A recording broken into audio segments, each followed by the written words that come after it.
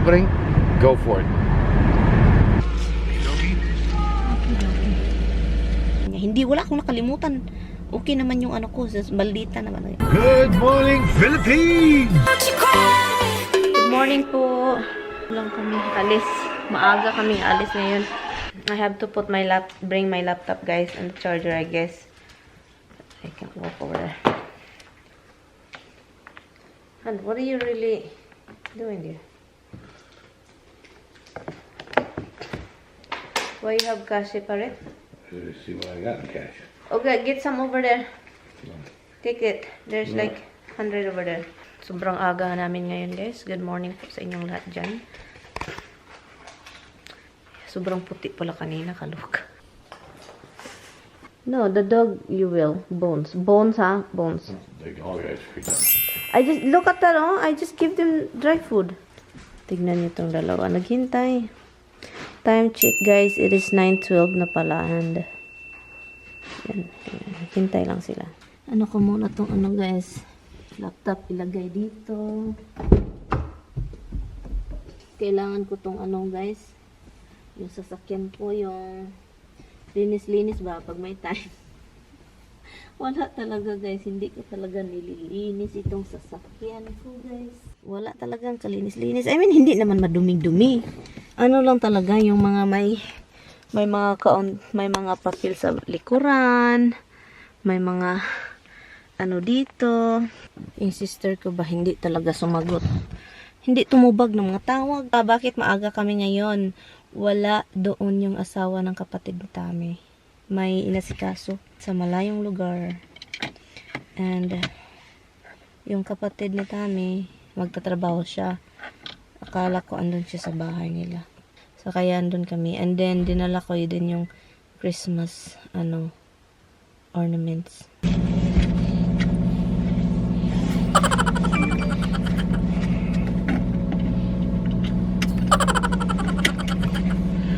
Come on, let's get moving. Why you see that?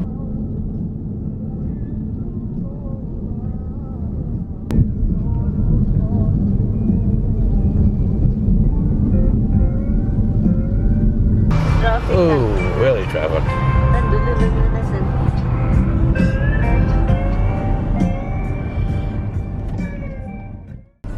It's traffic, guys. It's traffic. I'm just gonna stay here now. Because over there it's hard to. It don't matter where you go, it's going to go like a... See, some people doesn't let you in. They don't let you in. Yeah. Once you're like over there that side, for some reason. That's when it pays to be a New Yorker. You just push your way in. I don't know how to do that. Wow. That's the problem. You push yourself in, it end up like having a An accident? Well, you gotta push yourself in properly. I don't know how to do that. I think I have to learn myself. Push more. Push more. push more. Look over there, it's changing. It's nice. Well, I'm getting your face in the mirror. Oh, you did. Oh, nee, what are you doing? Why you do that? Look at that rocks. There's like yellow, orangey, rocky. Yeah. What color is in my lip? Tell me. Red. That's not even red, honey. Well, it's not red, but it's still a red. It's a version of red. And it says it's got an SE on top of your head. Huh? It says SE on top of your head. This one? Yeah.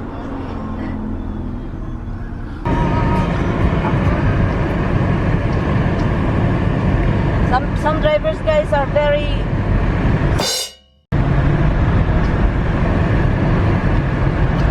behind us, and then just... Yep. Part of being a New Yorker. Find a opening, go for it.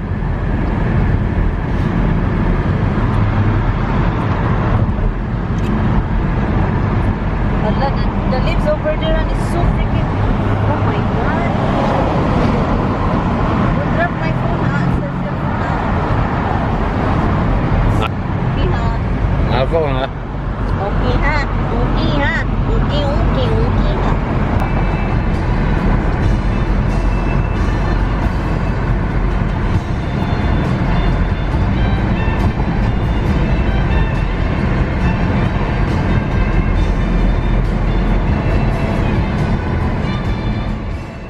Dito ako sa labas, guys, kasi doon ako sa loob, hindi ako makapag-edit.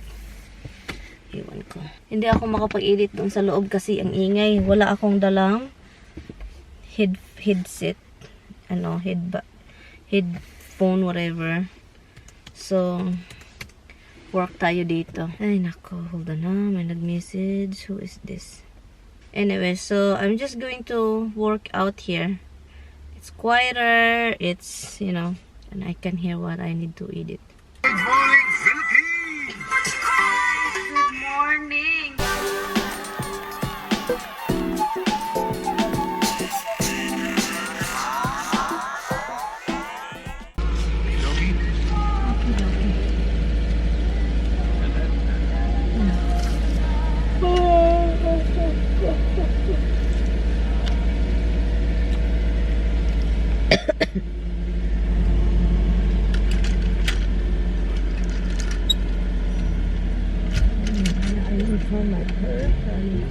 Hi guys, I feel bad with Bianan talaga. Nafe-feel bad ako kasi kapag tumanda na ako ba, ganun ako ka pin in the neck. I think mas worse pa talaga. Naawa ako kasi sabi pa niya kanina, nililinis ko siya kasi punta kami dialysis. Sabi pa niya, hindi ako pupunta, ayaw akong pumunta doon, wala naman akong ginagawa, always yan ganyan. And then this time, nag-drive ako, malapit na ako dito, parang ata niya ba, na-realize niya, nagda-drive kami, patungo kami dito, parang familiar sa kanya, wala na talaga siya, kalimutin na. So, parang familiar sa kanya ito dito. And then, sabi pa niya, ayaw kong pumunta sa trabaho. Sabi ko, trabaho? Wala ka naman trabaho.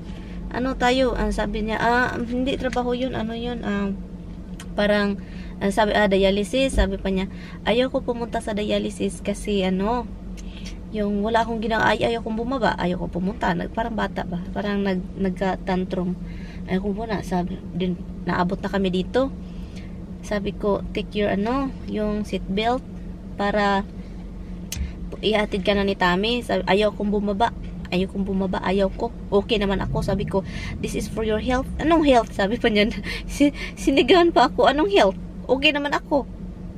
Sabi ko, you know that you have problem for 8 years, yung kidney mo, 8 years. Wala naman akong problema. Sabi ko, ma'am, kailangan kang lumabas, kailangan pumunta doon, or else doon ka sa hospital ilang buwan, doon ka as in malala ka, hindi ka na makalakad, lahat na. Talaga ako, naawa na nakakairita, ganun yun. Sila Tami na mairita yun, yung kapatid ni Tami irita talaga sa mga ganun. Si Tami din irita noon, pero parang nagets na nila ba na ganito, wala na talaga silang magagawa na. Tumitingin ako sa labas, guys, kasi yung mga tao, ang daming tao kasi may naglalakad doon.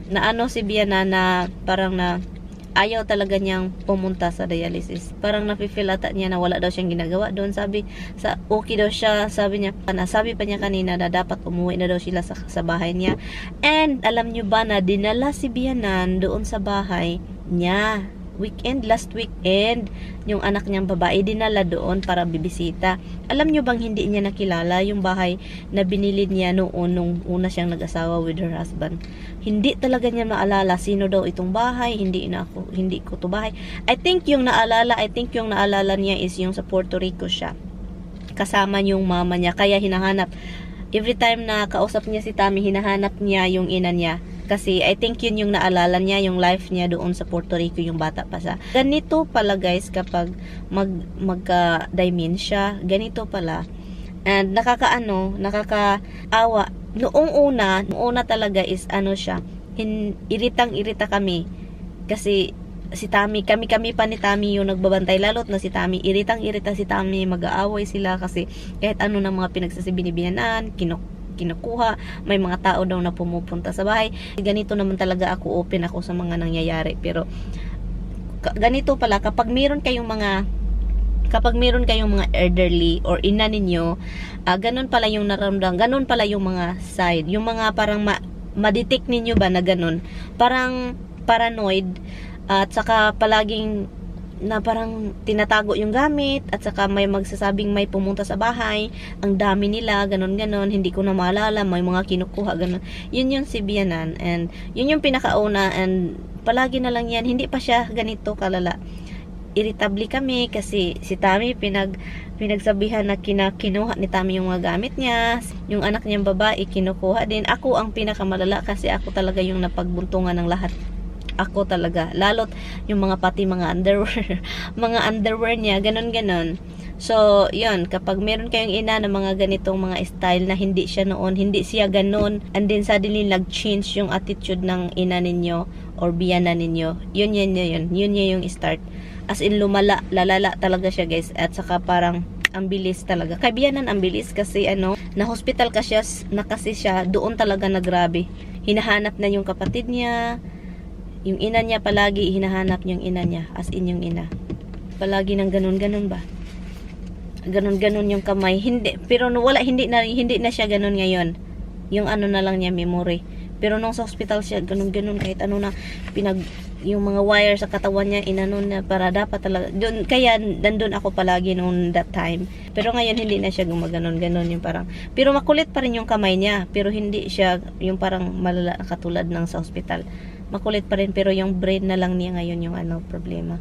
Sabi ko, ma'am, alam mo ba nga, 90 years old ka na. I-remind ko sa kanya, pero hindi ko sinabi na, hey, you're so 90 years old, why you act like that? Hindi ko ginanon. Sabi ko, ma'am, alam mo ba na ka na, 90 years old? So, and alam namin na nakalimutan mo na, sabi pa niya. Hindi, wala akong nakalimutan. Okay naman yung ko, maldita naman. Malita, parang bata. Paminsan hindi na ako makapag-vlog sa kanya kasi irritable siya ba, parang irritable si Bianan, parang yung mga sabi pa niya kanina na bakit palagi na lang itong mga tao nang sabihin na inumin mo to, punta tayo sa CR, ganon, tika may tao. Wala akong cash, hindi ako nagdadala ng cash talaga, meron akong coins dito, guys. Yun yung sabi ko kay Tami, dapat talagang may cash. Meron akong nilagayng cash dito noon, pero wala na, yung mga na dito, receipt, mga tax man ata ito. Tingnan natin anong year ito. So, yun, mga receipt, cards, nandito. Ito yung dala-dala kong wallet, guys, kasi meron akong malaking wallet kasi simple lang kasi maano lang sa bulsa. Hindi naman ito, simple lang mga walang kaarte-arte, walang pangalan. So, yun na. Meron akong coins dito para ito sa kapag meron tayong tolls na madadaanan, kaya meron akong coins dito. Pero hindi naman ako nagbabayad palagi ng tolls kasi meron akong easy pass. Pero just in case yung itong easy pass hindi magwo-work. So yun, mayroon tayong coins dito. Anyway, guys, so bukas, guys, imimit natin yung kaibigan natin na si Lloydie. I-meet natin si Lloydie.